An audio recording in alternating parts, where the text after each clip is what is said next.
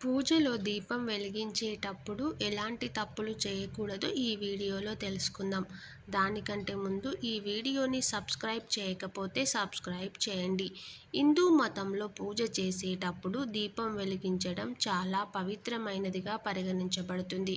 అయితే దీపం వెలిగించడానికి కొన్ని ప్రత్యేక నియమాలు ఉన్నాయి. దీపం వెలిగించేటప్పుడు వత్తి తూర్పు లేదా ఉత్తరం వైపు ఉండాలి. తూర్పు ముఖంగా ఉంచడం వల్ల ఆరోగ్య ప్రయోజనాలు అందుతాయని విశ్వాసం. హిందూ మతంలో ఆరాధనకు ప్రత్యేక ప్రాముఖ్యత ఉంది. జ్యోతిష్యంలో దీపాలు వెలిగించడానికి కొన్ని ప్రత్యేక నియమాలు ఉన్నాయి. ఏదైనా పూజ ప్రారంభించే ముందు ఖచ్చితంగా దీపం వెలిగిస్తారు. అప్పుడే పూజ పూర్తయినట్లు భావిస్తారు.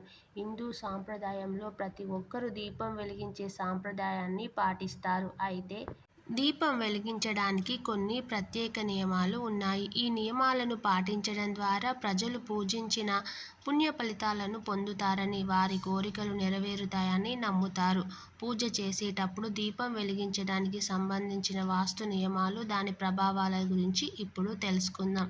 దీపం వెలిగించేటప్పుడు వత్తి ఎల్లప్పుడూ తూర్పు లేదా ఉత్తరం వైపు ఉండాలి. పూజ సమయంలో నెయ్యి దీపం వెలిగించిన తర్వాత వెంటనే ఇతర నూనె దీపాలను వెలిగించకూడదు. దీపాన్ని తూర్పు ముఖంగా ఉంచడం వల్ల ఆరోగ్య ప్రయోజనాలు అందుతాయి. ఒత్తిడి తగ్గుతుందని విశ్వాసం. దీపాన్ని ఉత్తరం వైపు ఉంచడం వల్ల శ్రేయస్సు, జ్ఞానం పెరుగుతుంది.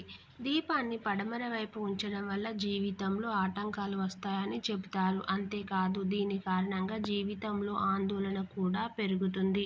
దీపాన్ని దక్షిణం వైపు ఉంచడం వల్ల హాని కలుగుతుందని నమ్ముతారు. అలాగే జీవితంలో అడ్డంకులు కూడా ఏర్పడతాయి.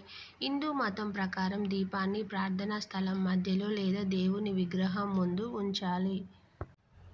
నూనె దీపంలో ఎర్రటి వత్తిని ఉపయోగించడం శ్రేయస్కరం. ఇంటి దీపానికి దూదిని ఉపయోగించడం ప్రయోజనకరంగా పరిగణించబడుతుంది. ఇలా పూజ చేయడం మంచి పూజా ఫలితాలను అందిస్తుంది. తెలుసుకున్నారు కదా, దీపాన్ని ఏ దిక్కున వెలిగించాలో. ఈ వీడియో కనుక మీకు నచ్చితే లైక్ చేసి సబ్స్క్రైబ్ చేయడం మర్చిపోవద్దు. Thank you.